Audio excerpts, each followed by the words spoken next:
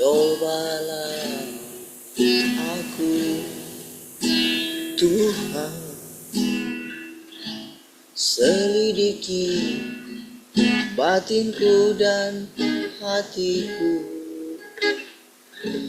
Mataku tertuju padamu.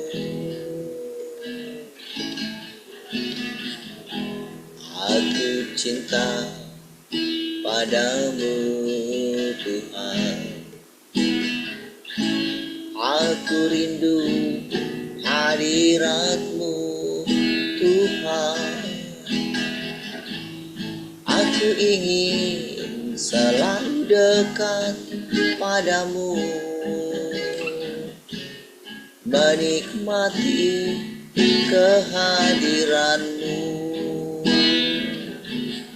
Ku nyanyi Hosana bagi Rajaku yang duduk di tahta. Aku muliakan dan ku agungkan. Kaulah yang disembah.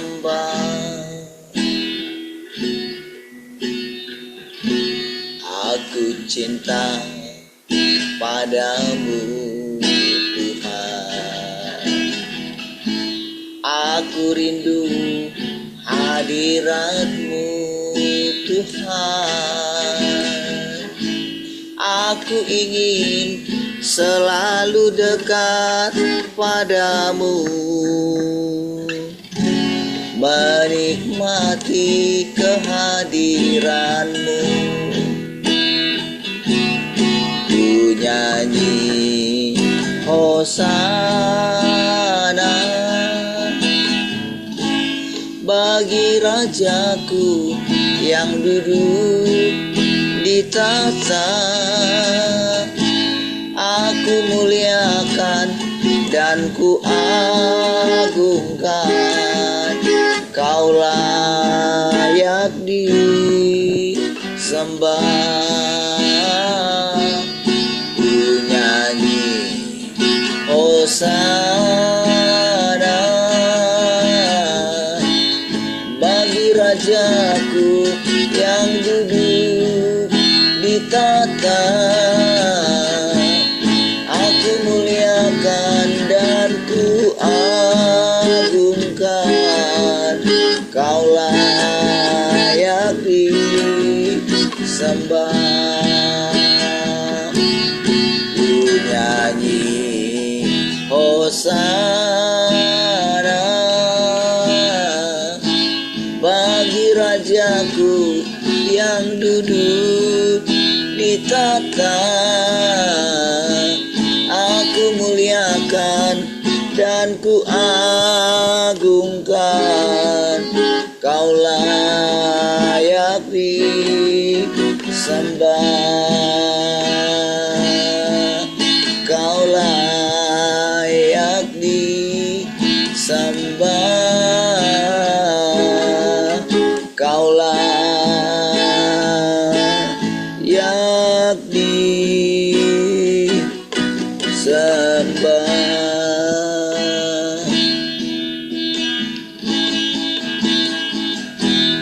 Haleluya.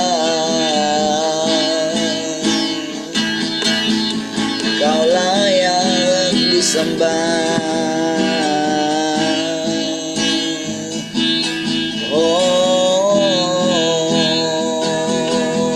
Selamanya.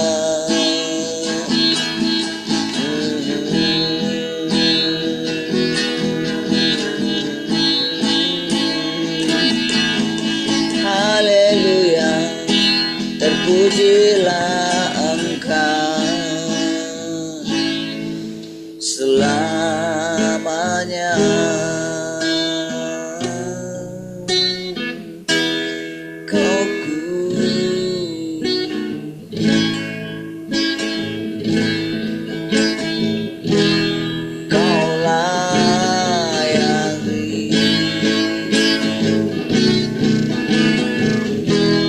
Yang ku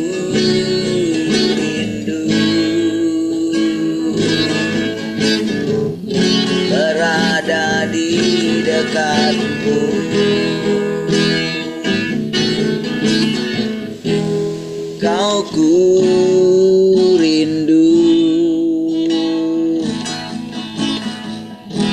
kaulah yang ku perlukan, yang ku mau berada di dekatmu.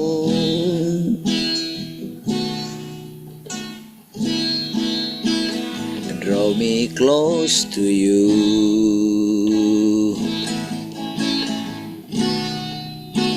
never let me go. I let it all down again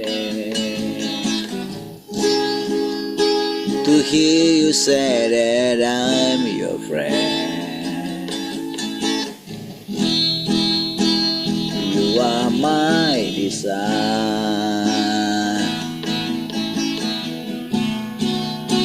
no one else will do. 'Cause nothing else could take your place, to feel the warmth of your embrace,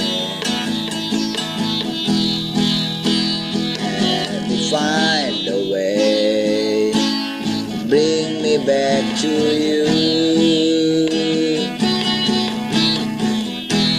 You're all I want, you're all I've ever needed, you're all I want. Help me know you are near, kau ku rindu, kau ku rindu. Kaulah yang ku perlukan, yang ku mau berada di dekatmu. Inilah yang ku renungkan setiap waktu. Nyanyian pujian dan pengagungan kepadamu.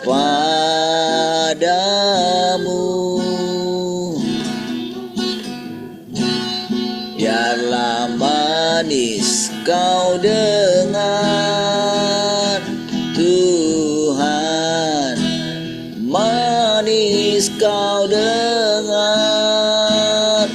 Tuhan, dan hatiku bersuka karenamu.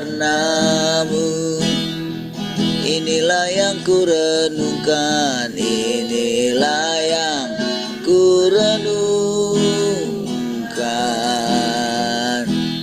setiap waktu. Nyanyian pujian dan pengagungan kepadamu.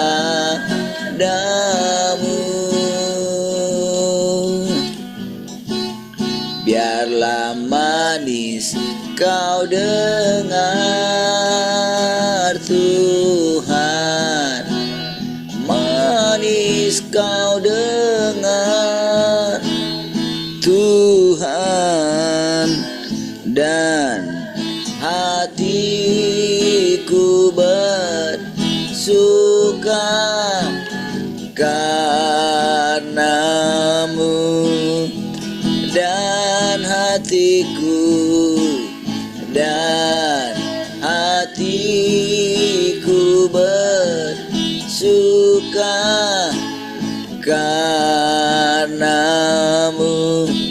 dan hatiku bersuka, dan hatiku bersuka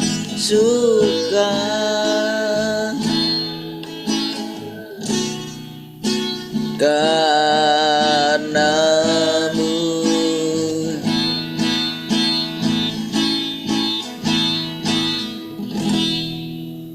Haleluya. Kasih Tuhan. Kami bersyukur pagi hari ini karena Engkau selalu ada di antara kami, Tuhan. Oh, kami tundukkan kembali hati kami untuk kami dapat diajar oleh perkataan-perkataan Tuhan. Terima kasih Tuhan, segala kemuliaan bagimu Tuhan. Haleluya. Mari semua yang merindukan firman Tuhan sama-sama katakan amin. Shalom semua, selamat pagi.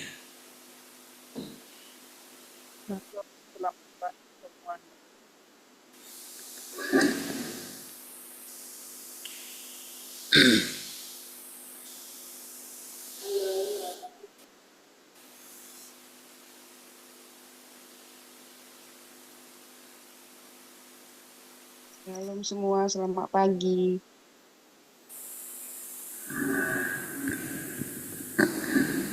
Baik, sudah. Shalom Jelita. Sudah bang?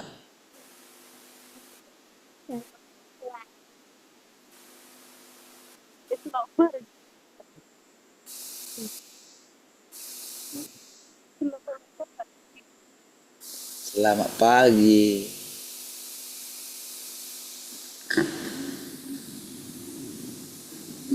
Baik, sudah. Mulai ya.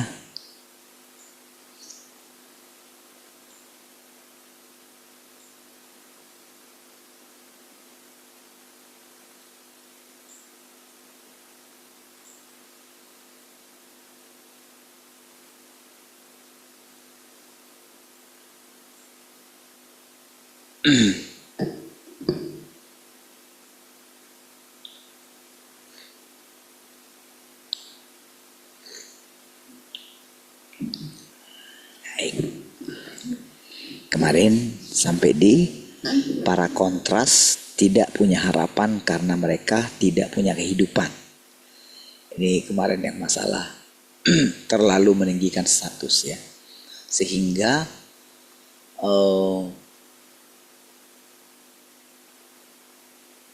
lupa akan kehidupan yang harus dijalani gitu.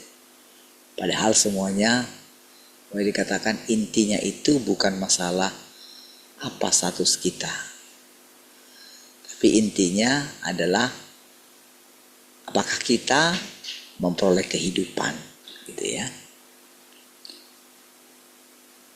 Jika kita adalah anak-anaknya, jika kita umatnya, pasti ada harapan dalam hal itu, yakni kita dapat dijadikan sempurna. Dapatkah kontras membawa kehidupan yang bersumber dari Tuhan? Dapatkah Tuhan menaruh kehidupan dalam diri orang-orang yang melakukan pelayanan baginya? Orang-orang yang dikasihinya adalah mereka yang memiliki hidup yang bersumber dari Dia. Dan hanya orang-orang yang memiliki hidup yang bersumber dari Dia yang disebut anak-anaknya, umatnya. Meskipun aku ini negatif dan lemah, aku harap engkau semua tidak negatif. Aku tahu bahwa mundur dari bersikap negatif seperti ini tidak dapat memuaskan kehendak Tuhan. Tetapi aku tidak mau menjadi kontras. Aku takut menjadi sebuah kontras. Ini dia ya. Orang yang dikatakan tadi, yang kemarin sudah dikatakan bagaimana mereka ini adalah orang yang ya tingkat pertumbuhannya sudah tinggi gitu ya. Sudah banyak hal yang dicapai dia. Tapi dengan firman yang baru gitu, itu membuat akhirnya seperti kandaslah semua gitu. Oke. Tapi Itu mungkin hal sepele katanya gitu. Tapi itu sungguh itu sangat sangat berbahaya malahan gitu. Hanya tidak mau menjadi kontras, hanya mendengarkan firman gitu. Oke? Kenapa? Harusnya kan kenapa dia menjadi takut menjadi kontras ya? Gitu kan. Bukankah dia tetap bersama dengan Tuhan gitu. Ya kan? Bagaimanapun juga, aku hanya punya sangat banyak energi dan aku tidak dapat terus-menerus seperti ini sekarang. Aku harap tak seorang pun di antaramu akan melakukan apa yang telah kulakukan. Sebaliknya engkau semua akan dapat memperoleh semacam inspirasi dariku. Aku merasa sebaiknya aku nanti saja. Aku akan meninggalkan beberapa kata terakhir sebelum menghadapi kematianku. Aku harap engkau semua dapat terus bertindak sebagai kontras. Sampai pada akhirnya, mungkin pada akhirnya, Tuhan akan memuji juga orang-orang yang menjadi kontras. Nah, itu dia sampai begitu kata titik-titik lagi. Berarti ini mulai lagi Tuhan yang berbicara. Kalau yang tadi itu semua, yang tadi itu adalah kata-kata yang diwakili oleh orang-orang yang telah menjadi negatif gitu ya. Hanya karena mendengar kata menjadi kontras gitu. Ya, lalu Tuhan berbicara lagi. Ketika saudara-saudari melihat hal ini, mereka bertanya-tanya, bagaimana mungkin ia dapat bersikap begitu negatif? Ini dia ya. Bukankah ia sepenuhnya baik-baik saja selama beberapa hari terakhir ini? Mengapa semangatnya tiba-tiba hilang sama sekali? Gitu. Mengapa ia bersikap tidak normal? Ia berkata, jangan bilang aku tidak bersikap normal. Sebetulnya aku mengerti segala sesuatu dengan jelas di dalam hatiku. Aku tahu bahwa aku tidak memuaskan kehendak Tuhan. Tetapi bukankah itu semata-mata karena aku tidak mau bertindak sebagai kontras baginya? Aku tidak melakukan apapun yang buruk. Mungkin suatu hari nanti Tuhan akan mengubah sebutan kontras menjadi makhluk ciptaan. Dan bukan hanya itu, tetapi makhluk ciptaannya yang dipakai olehnya dengan cara-cara penting. Begitu meninggikan panggilan, saudara. Begitu meninggikan status, gitu. Begitu menganggap status itu di atas segalanya, bahkan di atas Tuhan itu sendiri, saudara. Lupa kalau Tuhan itu sendiri pun telah menjadi boleh dikatakan menjadi pelaku pelayanan juga kalau saudara perhatikan. Gimana semua? Kok dia ditinggalkan juga? Kemana lah Tuhan itu gitu. Kan kalau kita lihat kan, dia sampai seperti mau mati rasanya gitu. Kok dia harus mengalami seperti itu?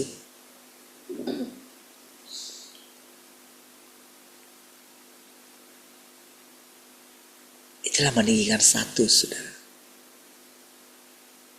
Ketika, bukankah kami melakukan ini itu demi namamu, katanya kan, melakukan mujizat demi namamu, bernubuat demi namamu. Gitu. Lalu Tuhan katakan, enyahlah dari hadapanku. Ketika mereka negatif, saudara, tentu saudara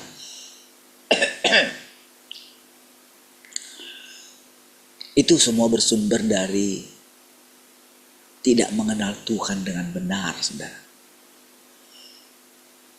Tidak punya kebenaran gitu loh. Hanya mementingkan status gitu. Akhirnya menjadi negatif dan menjadi sangat parah sekali, saudara.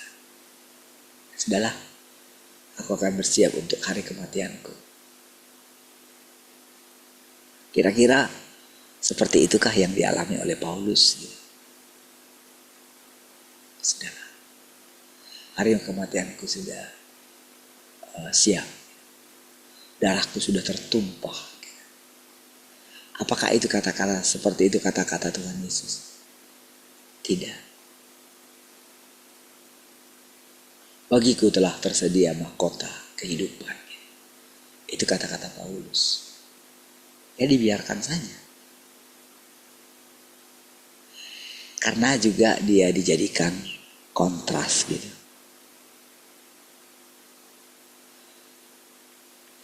Bukankah kalau dia positif gitu? Ya, anggap saja sebagai hukuman. Hukuman itu kan supaya ada keadilan kan sebetulnya. Kalau kita lihat dari sisi Tuhan. Nah, jadi orang-orang yang tetap tinggal hanya di dalam kasih karunia itu, saudara ya, tidak menerima kedatangan Tuhan yang menghakimi, sebetulnya mereka itu menolak Tuhan yang sesungguhnya gitu. Karena kan bukankah itu sebagai suatu kekeliruan kalau menganggap oh Tuhan itu sudah mengampuni saya,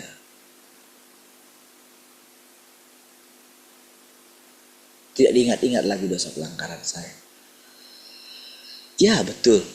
Tetapi masalahnya kan Tuhan itu kan harus adil gitu. Jadi dia menghukum kita tentu bukan memuaskan, bukan untuk memuaskan emosinya, bukan. Tapi justru untuk menyatakan keadilannya gitu. Karena dia sedang menciptakan satu tatanan dunia yang baru. Menciptakan langit baru, dunia baru.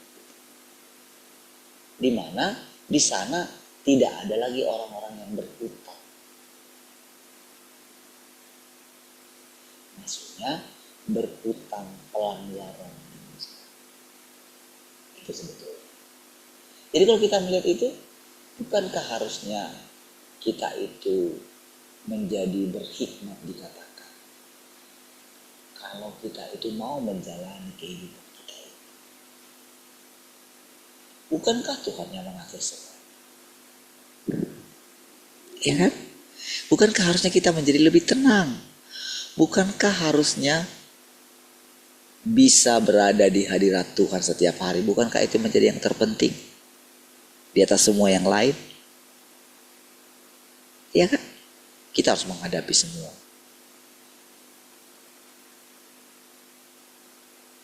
Mana lebih baik kita menghadapi hidup yang mungkin tidak baik, tidak beruntung dibandingkan orang lain, tapi kita tetap bersama dengan Tuhan, atau hidup tanpa masalah, tanpa beban, tapi tidak bersama dengan Tuhan? Mana yang saudara pilih? Tentu akan berkata hidup bersama dengan Tuhan. Tapi ada juga orang yang udahlah di neraka pun gak apa-apa lah, yang penting gak menderita, gitu kan. Nanti sesaat masuk neraka pun gak apa-apa kan. Itu kan aneh. Tapi apakah orang bisa lari daripada Tuhan?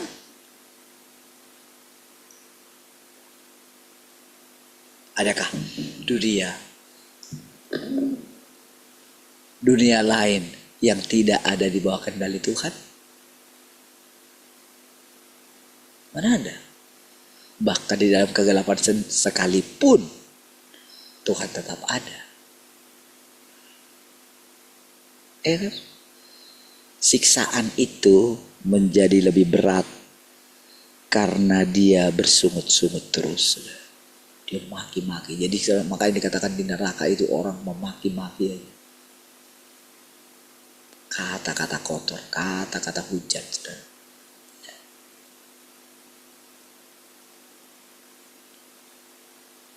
Itu yang ada di sana. Karena apa? Karena tidak ada Tuhan. Bukan berarti Tuhan tidak berdaulat di sana. Tapi itu telah menjadi tempat kebencian Tuhan. Dia gak mau melihatnya lagi. Dilupakan. Dia sudah menderita dulu untuk itu. Sekarang tidak lagi. Jadi kalau mereka tetap menderita, itu karena pilihan mereka.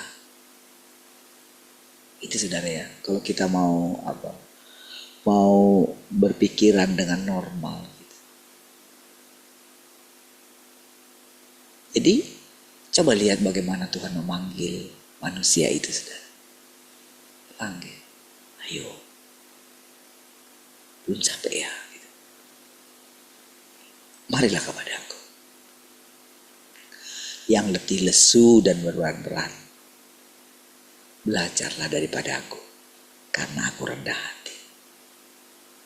Pikulah kuk yang kupasang, karena kuk yang kupasang itu ringan, dan bebanku itu pun tidak berat.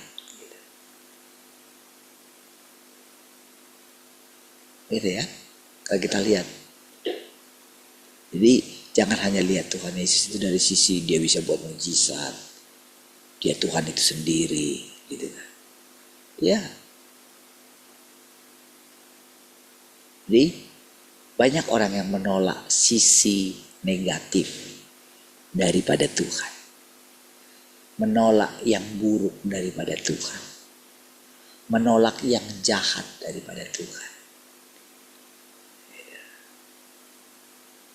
Dari mana pemikiran itu, saudara? Pemikiran itu dari iblis, saudara. Kan orang ini tadi yang dikatakan tadi kan, itu bisa saja terjadi di antara kamu. Mungkin kamu mengatakan seperti, kok bisa kayak gitu ya? Ya. Itulah kontras. Supaya setiap orang pada akhirnya belajar. Gitu. Iya. Kan ini kan sudah negatif dia. Sudahlah. Dia sih masih mengeluarkan kata-kata yang baik.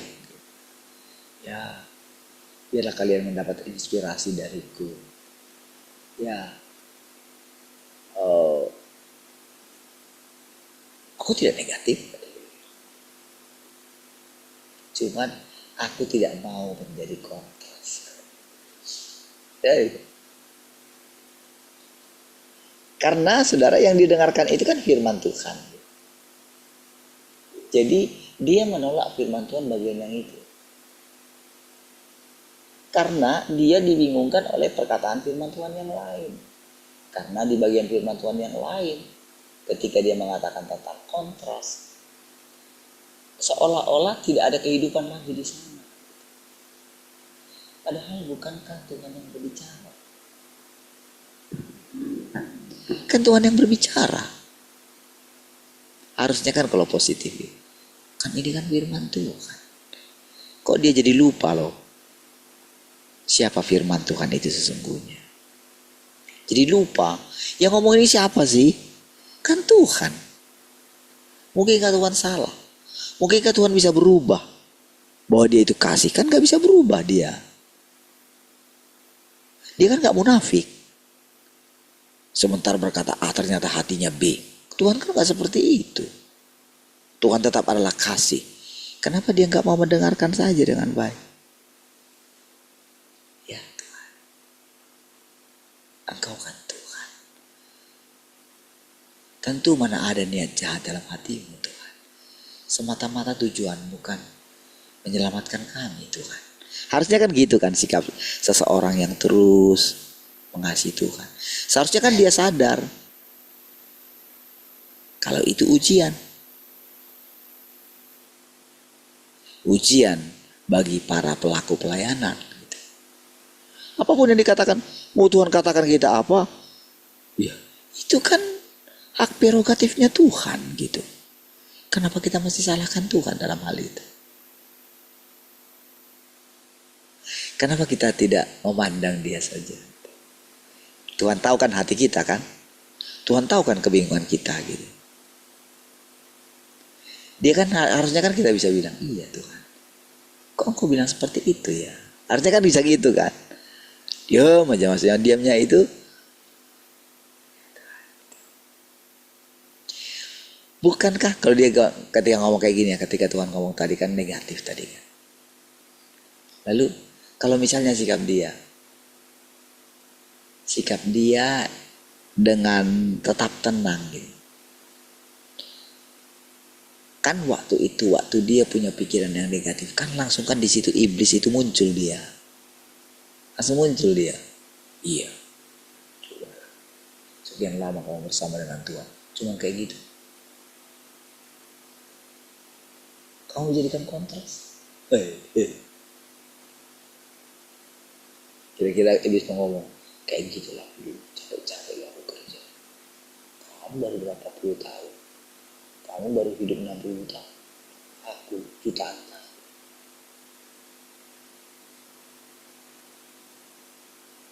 Ini kalau dia mau curhat gitu. Tapi apakah iblis itu bisa menjadi inspirasi?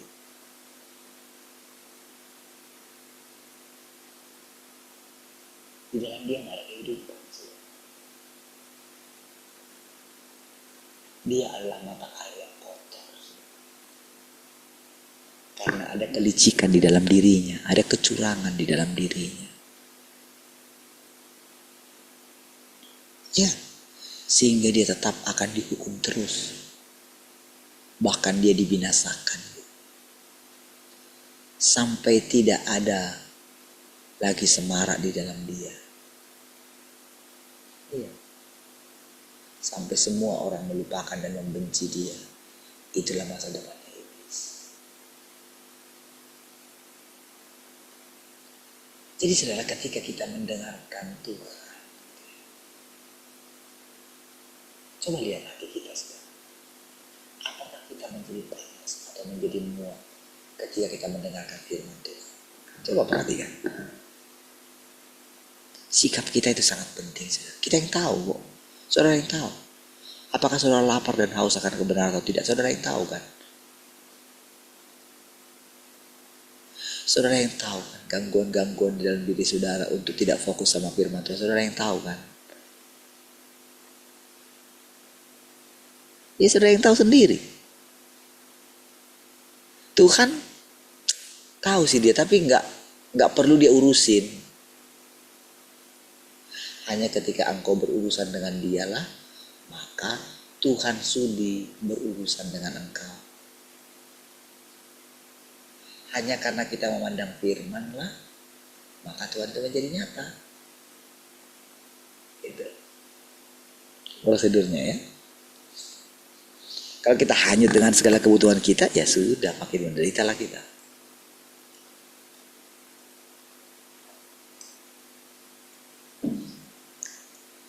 Melihat. Mengapa ia bersikap tidak normal? Ia berkata, jangan bilang aku tidak bersikap normal. Sebetulnya aku mengerti segala sesuatu dengan jelas di dalam hatiku. Aku tahu bahwa aku tidak memuaskan kehendak Tuhan. Tetapi bukankah itu semata-mata karena aku tidak mau bertindak sebagai kontras baginya? Aku tidak melakukan apapun yang buruk. Mungkin suatu hari nanti Tuhan akan mengubah sebutan kontras menjadi makhluk ciptaan. Dan bukan hanya itu, tetapi makhluk ciptaan yang dipakai olehnya dengan cara-cara penting. Bukankah dalam hal ini masih ada harapan? Aku berharap kalian tidak akan bersikap negatif ataupun merasa berkecil hati dan dapat terus ikut Tuhan dan melakukan yang terbaik untuk melayani sebagai kontras. Namun bagaimanapun juga aku sendiri tidak dapat terus-menerus dalam keadaan seperti ini. Jangan biarkan tindakanku mengekang kalian. Orang lain mendengar itu dan berkata, sekalipun engkau berhenti mengikuti dia, kami tetap ikut Tuhan. Karena Tuhan tidak pernah memperlakukan kami dengan tidak adil. Kami tidak mau dihalangi oleh kenegatifan. Setelah melewati pengalaman ini selama beberapa waktu, ia tetap saja berada dalam keadaan negatif perihal menjadi kontras. Jadi aku berkata kepadanya, engkau tidak memiliki pemahaman tentang pekerjaanku. Engkau tidak memahami kebenaran yang hakiki, esensi ataupun hasil yang ku kehendaki dari firmanku. Perhatikan saudara, bedanya saudara. Coba perhatikan bagaimana Tuhan yang Maha Kuasa itu bisa menjawabnya. Coba dengarkan kata-kata itu. Bukankah memang benar seperti itu? Kau tidak mengetahui esensi daripada firman-Ku. Tujuan daripada firman-Ku itu engkau gak mengerti.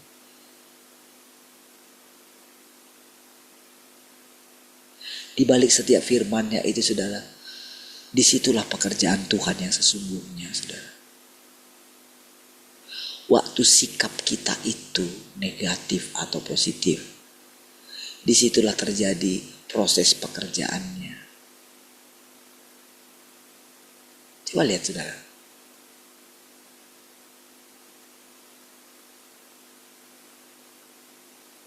Bukankah benar yang dikatakan firman Tuhan tadi? Kau gak mengerti? Iya Tuhan, aku gak mengerti. Bukankah harusnya lebih baik seperti itu jawaban? Apakah kita bisa melawan Tuhan? Tapi apakah ketika kita gak bisa melawan Tuhan, apakah Dia tidak membiarkan dirinya itu juga seolah-olah dibantah oleh manusia atau para pengikutnya? Dia biarkan kan? Kan orang ini yang tadinya negatif itu kan masih Tuhan bicara. Coba lihat kata-katanya. Aku akan ngomong kayak gini sama dia. Engkau tidak mengenal esensi daripada firman-Ku. Sini saudara ya, letak firman yang sesungguhnya itu saudara. Dalam Alkitab kita tidak menemukan yang seperti ini saudara. Lihat bagaimana Yunus itu saudara.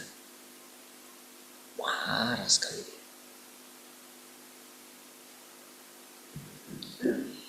Marah karena apa? Karena Tuhan mengampuni musuhnya. Iya.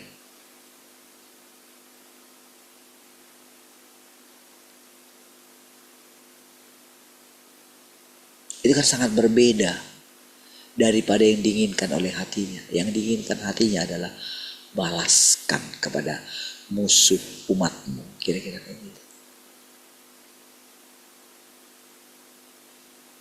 Itu baru adil. Sementara tujuan Tuhan adalah menyelamatkan kita. Kayak saudara, saya katakan Tuhan, kalau mereka bisa bertahan, kalau gereja ini bisa berdiri 3 bulan saja, berarti aku belum mengenal kasih karunia. Sejak saya lihat berjalan dengan baik saja, saya lewati gini, saya tutup mulut saya. Apakah benar-benar bisa saya tutup mulut saya? Tidak juga. Masih terus panas dalam hati. Tapi lambat laun saudara. Kok cukup lama. Makin berhasil mereka. Makin besar pelayanannya. Makin terpuruk saya. Itulah dalam pandangan orang. Tapi saudara, waktu itu berjalan terus. Ya kan? Secara perlahan mulailah mengalami sedikit demi sedikit penderitaan itu. Ketika umur mereka mulai bertambah, ketika penyakit mulai datang, ketika orang yang dikasihi meninggal. Coba. Disitulah nanti saudara akan ketahuan apakah seseorang itu mengenal Tuhannya dengan benar. Apakah benar-benar dia mengasihi Tuhan?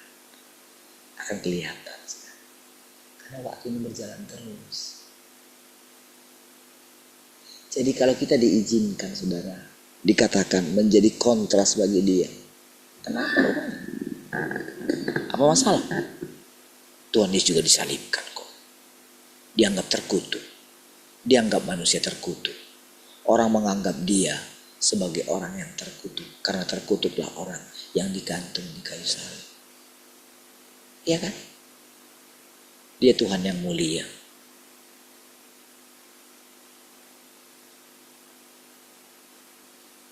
Orang-orang tidak mengerti kenapa dia tidak menerima tawaran daripada orang-orang Yahudi untuk menjadikan dia menjadi raja. Ya kan? Lihat bagaimana ketika orang Israel itu meminta Barabas. Apakah Pilatus bisa menahannya? Tidak bisa. Berarti begini saudara, kalau mereka memberontak, mereka mau menjadi kerajaan dan menjadikan Yesus raja, bukankah mereka akan bisa menjadikan itu? Tapi Yesus,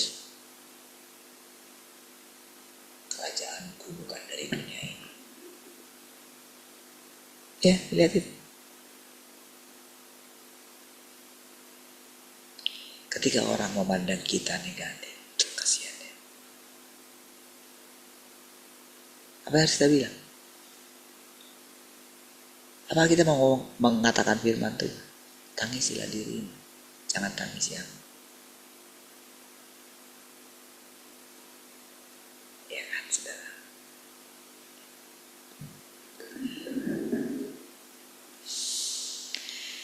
Engkau tidak memahami kebenaran yang hakiki, esensi, ataupun hasil yang ku kehendaki dari firmanku. Ini dia, saudara. Ya. Engkau tidak tahu tujuan, juga tidak tahu hikmat dari pekerjaanku. Ini kita belajar. Kalau kita tidak belajar semua ini, saudara, bagaimana kita bisa melanjutkan hidup yang kekal?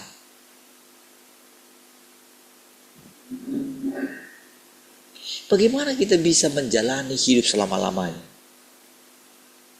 6.000 tahun aja, atau 70 tahun, 50 tahun aja, kita gak bisa melewatinya. Bagaimana kita itu dikatakan mau menghidupi hidup yang kekal? Misteri inkarnasi atau reinkarnasi aja kita gak mau terima.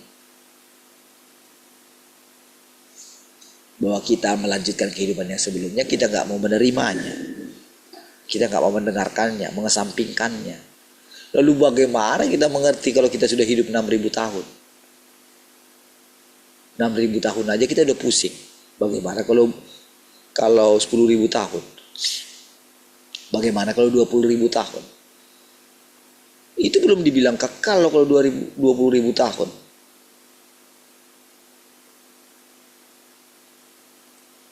Ya kan? Bagaimana kita bisa memikirkannya kalau kita tidak menerima firman yang baru? Bagaimana kita bisa memasuki hidup yang kekal kalau kita tidak mengembangkan pikiran kita ini? Bagaimana? Apa bisa? Gak bisa.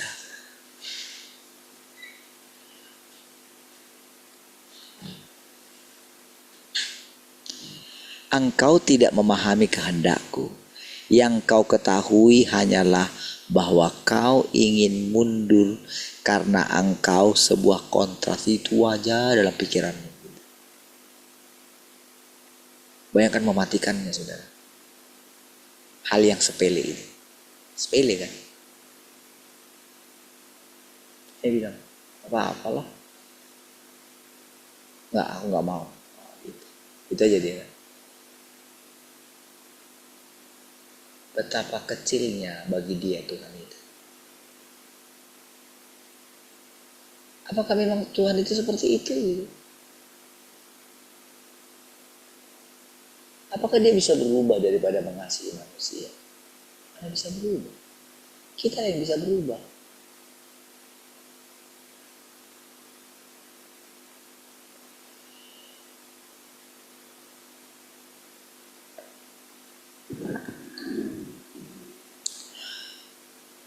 Engkau terlalu menyibukkan dirimu dengan keinginanmu untuk memperoleh status. Betapa bodohnya engkau.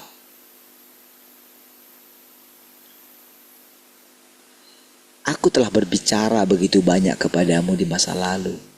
Aku telah mengatakan bahwa aku akan menyempurnakanmu. Sudah lupakah engkau? Sudah lupakah engkau kalau itu bagian daripada penyempurnaan? Ingatlah dulu ketika engkau baru mendengarkan kata penyempurnaan. Bagaimana hatimu? Bukankah hatimu begitu bersuka cita karena engkau menjadi salah satu orang yang disempurnakan? Ketika masa penyempurnaan itu tiba, karena tidak sesuai dengan gagasanmu, beranikah engkau menolaknya? Kalau engkau menolaknya, bukankah engkau menunjukkan kebodohanmu?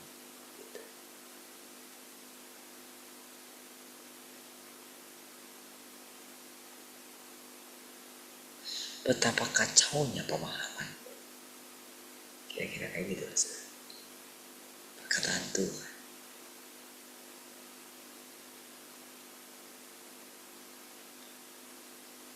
Dengan sekarang ini saudara, ada orang yang dipilihnya untuk berbicara bagi saudara.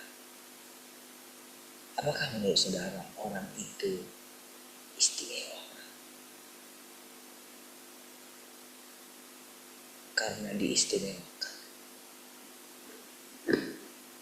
Apakah begitu? Tentu tidak kan saudara. Bahkan saudara lihatlah saudara, orang-orang yang dipilihnya menjadi nabi, apakah mereka itu diistimewakan dia? Nampaknya iya.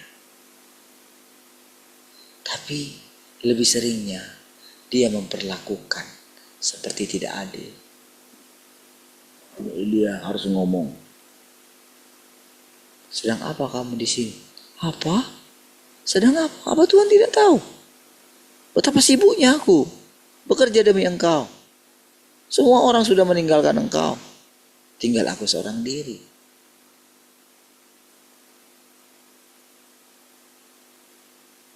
Ya. Disitulah sudah letak kegagalan kita. Kita pikir hanya kita sendiri. Tuhan bekerja bagi semua orang. Kalau Tuhan memberkati orang, sudah. Biarkanlah. Ya. Tapi kamu ikutlah Tuhan. Jangan pusingkan apa kata orang terhadapmu. Tetaplah fokus di jalanmu.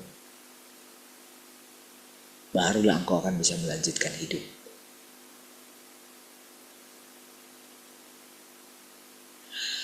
Masalah yang berkat yang didapatkan orang itu. Itu hanya tambahan saja bagi engkau. Semua itu akan ditambahkan kepadamu. Tetapi engkau tidak akan terjerat di dalamnya. Ya. Engkau tidak akan terikat dengan itu semua nantinya. Karena engkau sudah melewati proses yang panjang dalam perjalananmu.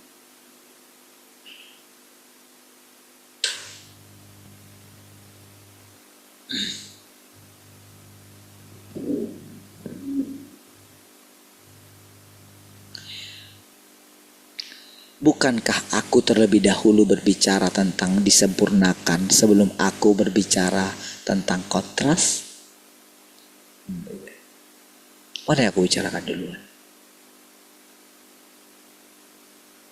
Disempurnakan kan? Disempurnakan itu lebih tinggi daripada ditaklukkan.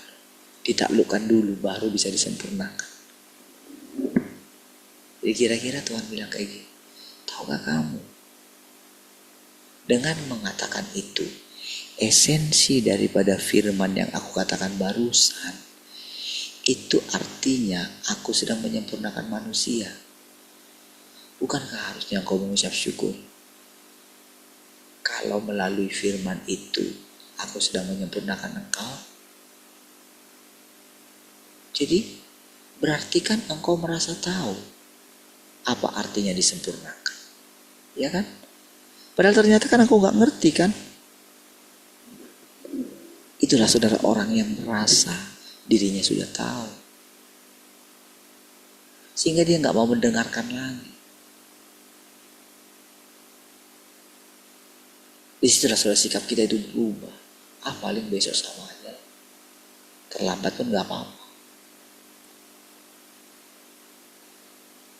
Ya kan? Berkurang kan. Coba lihat. Biasa saja kan. Tak merasa bersalah lagi kan.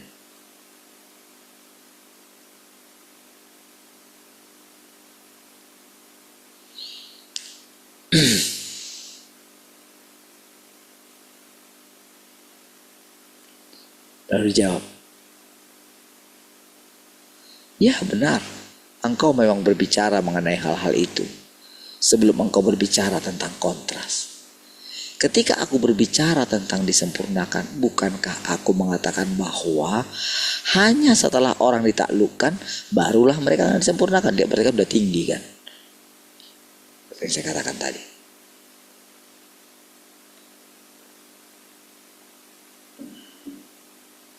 Ya, bukankah ucapanku itu tulus? Bukankah semua itu dikatakan dengan cara yang jujur? Lihat ya perkataan-perkataan Tuhan tadi itu. Semua yang dikatakan tadi itu, iya ya, orang itu nggak jujur.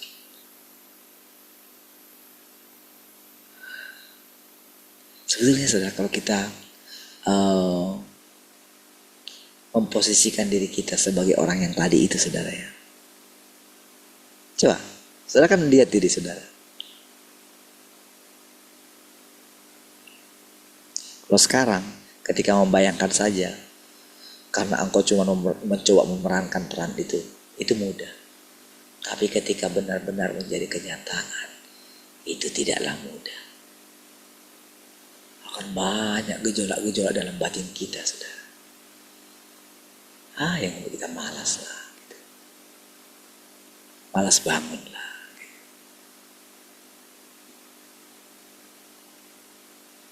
Iya, karena apa? Kita telah menjadi tawar hati. Entah apa yang kita pikirkan. Sehingga sekali sudah kita berpikir, ini gampang, kok aku bisa selesaikan. Enggak, engkau sedang dalam proses. Jangan mencoba menolong Tuhan.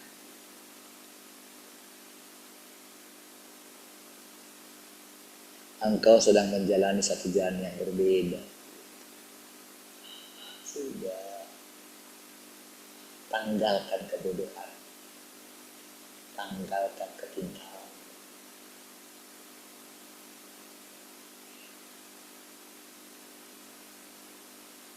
Bersemangatlah dalam kembali kepada Tuhan.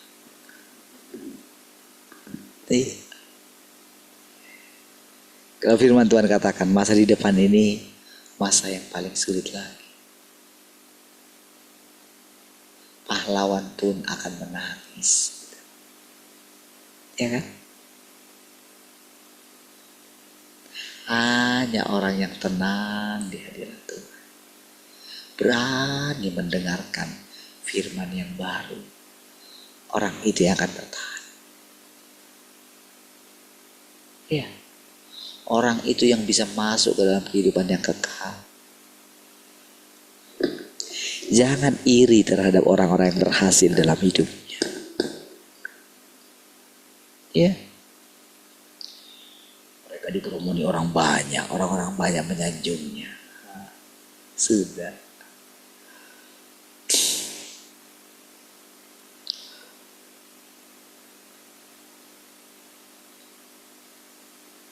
Saudara, tadi malam tuh saya mimpi satu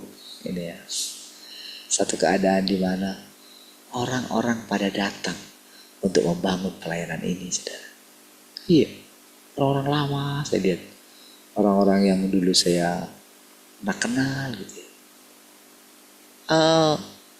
Kayak apa ya? Membawa sesuatu yang kurang untuk gereja ini gitu. Iya, bawa ini, bawa itu, kerjakan ini, kerjakan itu gitu. Saya tuh, iya. Orang itu muak apa ya dalam pelayanan gereja mereka ya. Gitu. Itu dalam mimpi saya itu gitu, karena saya lihat itu gitu ya. Begitu ya.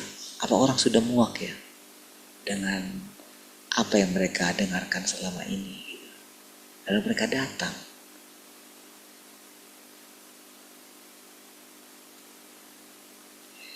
Saya simpan dalam hati saya.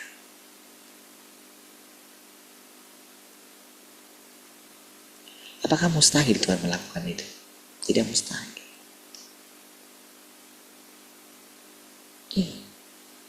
Tapi apakah itu terjadi atau tidak terjadi di masa kita? Jangan pikirkan itu. Yang kau pikirkan adalah dengarkanlah Tuhan dengan hati yang sangat rindu.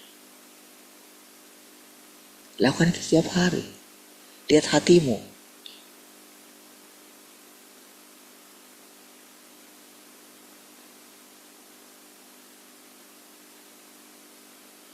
Ya, engkau adalah Tuhan yang tidak pernah mengatakan apapun yang tidak jujur. Perhatikan saudara.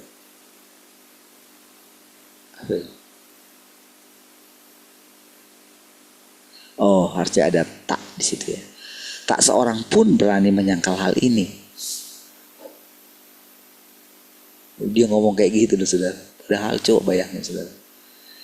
Kan dia, ini kan dialog ini saudara. Dialog imajiner lah gitu ya. Sebetulnya gitu.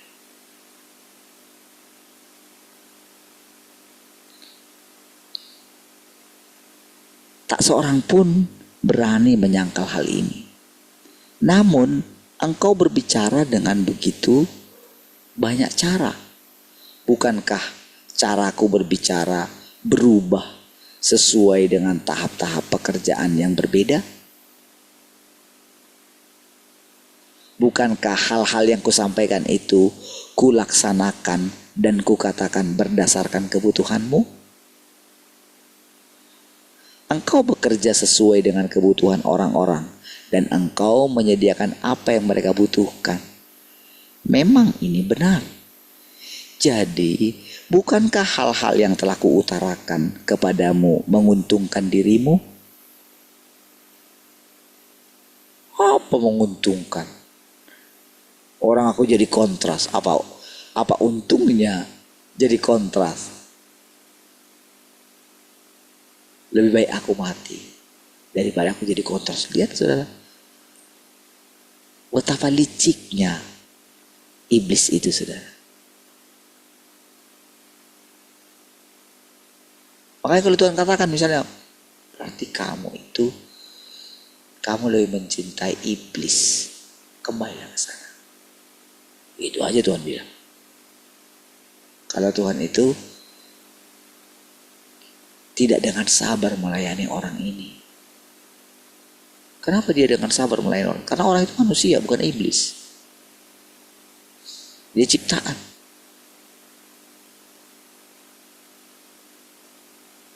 Yang sangat dikasihinya. Manusia itu anaknya.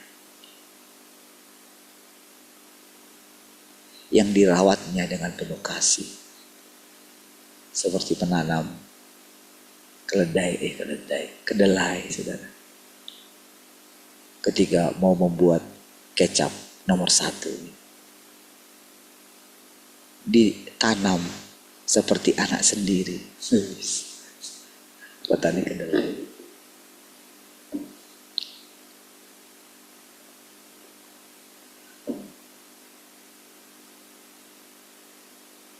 Jadi bukankah hal-hal yang telah kuutarakan kepadamu menguntungkan dirimu? Bukankah hajaran-hajaranku itu dilaksanakan demi kebaikanmu?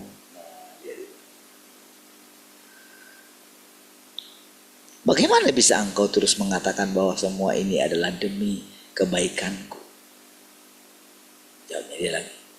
Engkau telah mengajarku sampai aku hampir mati. Sampai rasanya aku tak mau hidup lagi. Hari ini engkau mengatakan ini dan besok engkau mengatakan itu. Aku tahu engkau sedang menyempurnakan diriku demi kebaikanku, tetapi engkau belum menyempurnakan aku. Engkau menjadikan aku sebuah kontras dan engkau masih terus menghajar diriku. Engkau membenciku bukan? Saudara, Adam tidak ada dialog seperti ini ditulis dalam Alkitab, saudara. Nggak ada. Ketika dia diusir, diusir, putus dia. Nggak lagi kita dengarkan, saudara, dialog antara Adam dan Tuhan. Apakah Tuhan telah berubah? Mungkinkah Tuhan telah berubah? Sampai suatu saat keturunannya yang ketujuh memiliki hubungan dengan Tuhan, berdialog dengan Tuhan, sampai Tuhan mengangkatnya dari bumi. Ya kan?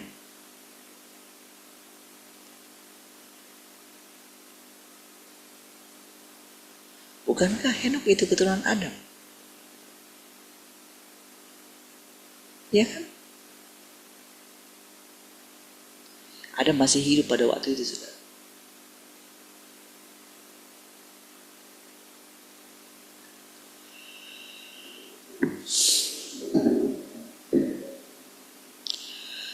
Tak seorang pun berani mempercayai firman-Mu, dan baru sekarang aku melihat dengan jelas bahwa hajaran-Mu hanya untuk memecahkan masalah kebencian di dalam hatimu, bukan untuk menyelamatkan dirimu. Perhatikan sudah kata-kata itu. Bukankah itu kata-kata penghujatan, saudara? Kok bisa kamu punya hati kayak gitu ya? Itulah Tuhan.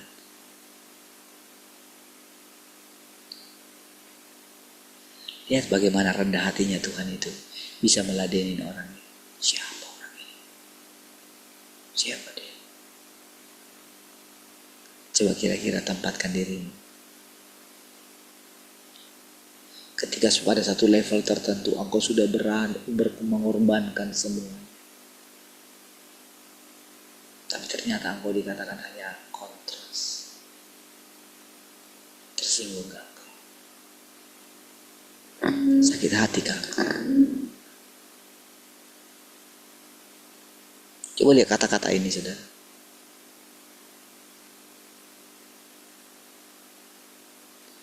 Kalau Tuhan itu kita, habislah kita.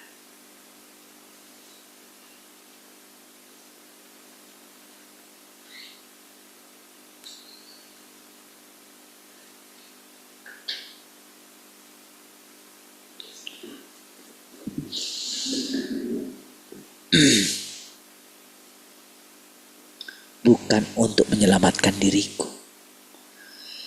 Sebelum ini engkau menyembunyikan kebenaran dariku. Engkau mengatakan akan menyempurnakan diriku, dan bahwa hajaran itu adalah untuk menyempurnakan diriku. Jadi aku selalu tunduk pada hajaran. Aku tidak pernah membayangkan bahwa hari ini aku akan menyandang sebutan kontras. Tuhan, bukankah akan lebih baik seandainya engkau menyuruhku berbuat yang lain selain hal ini? Haruskah engkau membuatku memakai topi seorang kontras? Aku bahkan bisa menerima jika menjadi penjaga pintu gerbang di kerajaan.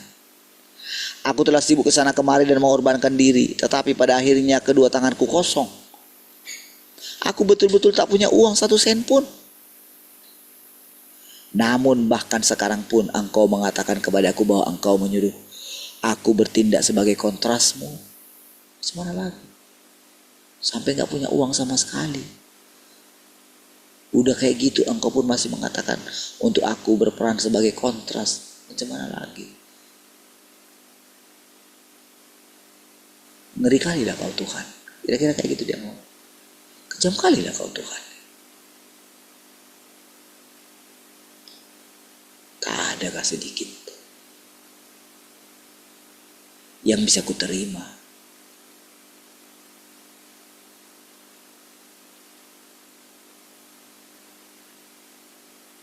Seperti itu engkau? Ini puji Tuhan, saudara, ini karena ini imajinatif, saudara.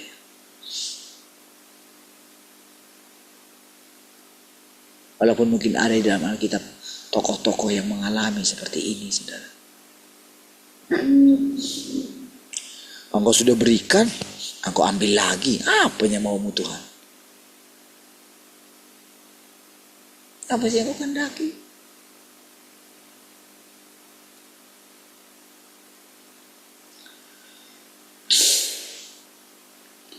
Lalu dia bilang, aku bahkan bisa menerima jika menjadi penjaga pintu gerbang di kerajaan aja pun gak apa-apa lah gitu. Kamu ini, kamu hanya memikirkan apa yang dipikirkan manusia. Kenapa kamu tidak pernah memikirkan apa yang dipikirkan oleh Allah?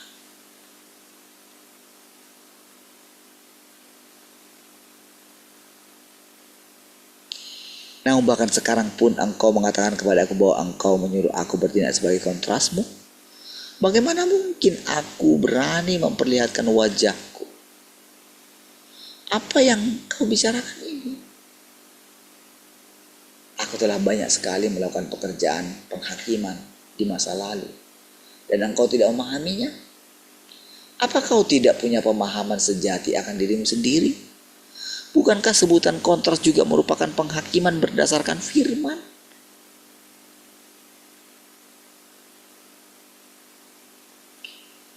Kalau Tuhan mau ngomong, bukankah aku berbeda dengan engkau?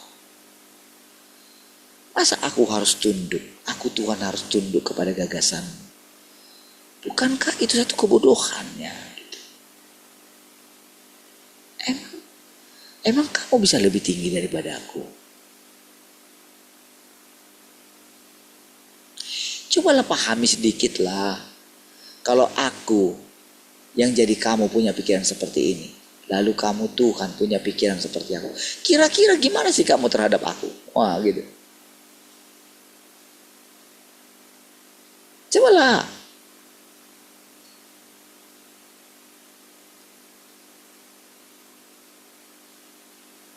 Karena aku tahu semuanya.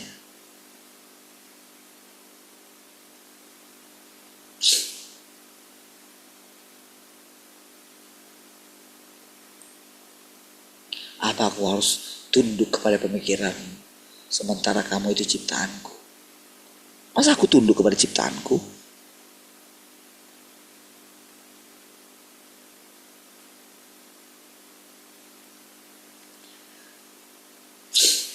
Apakah kau pikir semua yang kubicarakan tentang kontras itu juga merupakan metode, suatu cara untuk menghakimimu?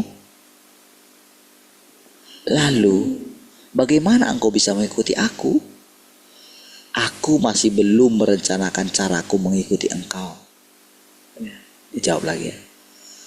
Pertama-tama, aku harus mengetahui apakah aku seorang kontras atau bukan. Coba lihat kerasnya. Kayak didesaknya Tuhan itu. Sekarang inilah, aku belum memutuskan aku mau ikuti engkau atau tidak. Sekarang gini, jawab dulu dengan jujur. Dia ngomong sama Tuhan kayak gitu. Aku ini kontras atau bukan?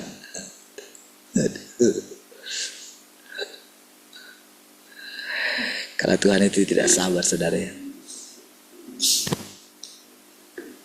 Aku lemparkan juga kamu dari sini. Namun ceritanya ini proses penyempurnaan.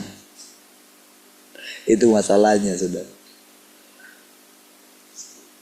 Karena tujuan daripada penyempurnaan itu adalah untuk mendapatkan orang itu. Ini tahapan terakhir.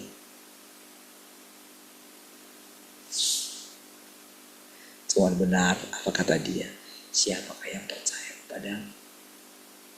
Kalau kamu terus kayak gini, kamu tidak akan dapat seorang pun dari antara manusia itu, katanya.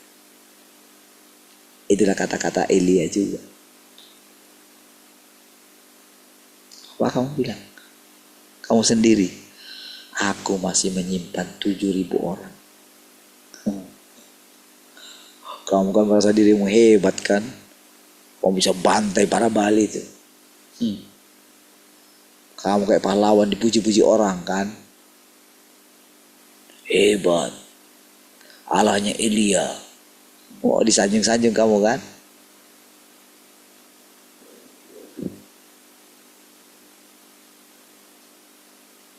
aku masih menyimpan 7.000 orang yang tidak menyembah Baal itu.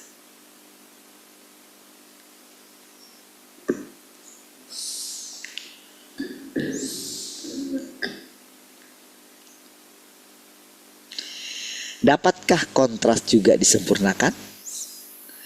Dapatkah sebuah kontras diubah? Dapatkah aku menjadi saksi yang baik dengan menjadi sebuah kontras?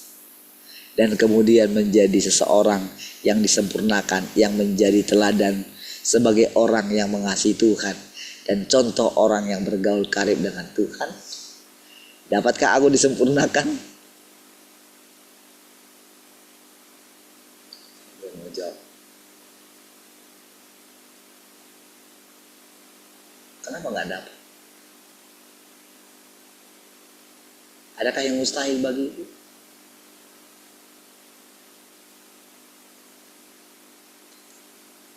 Katakanlah kepadaku yang sebenarnya.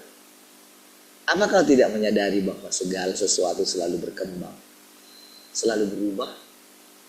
Selama engkau sekarang ini mau taat dalam peranmu sebagai sebuah kontras, engkau akan dapat berubah. Entah engkau kontras atau bukan, itu tidak ada kaitannya dengan nasibmu.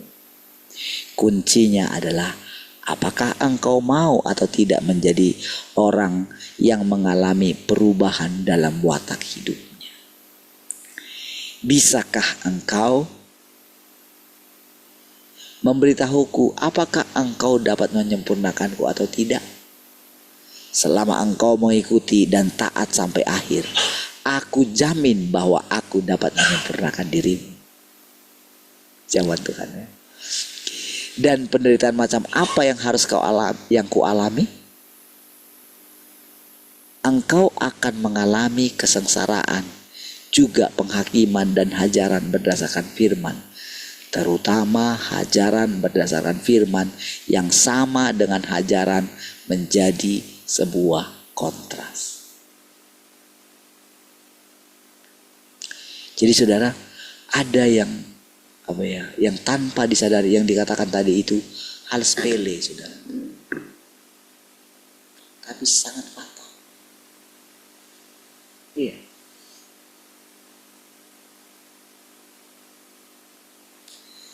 Terlalu meninggikan status atau panggilan, ingin menjadi contoh bagi orang lain, itu dihajar. Itu yang sedang diyakini.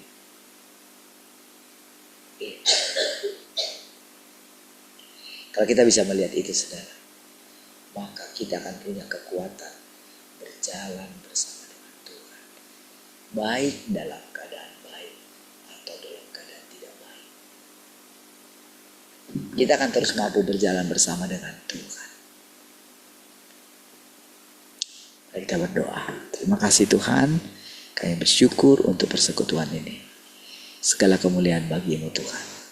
Terpujilah Tuhan. Haleluya. Sama-sama katakan.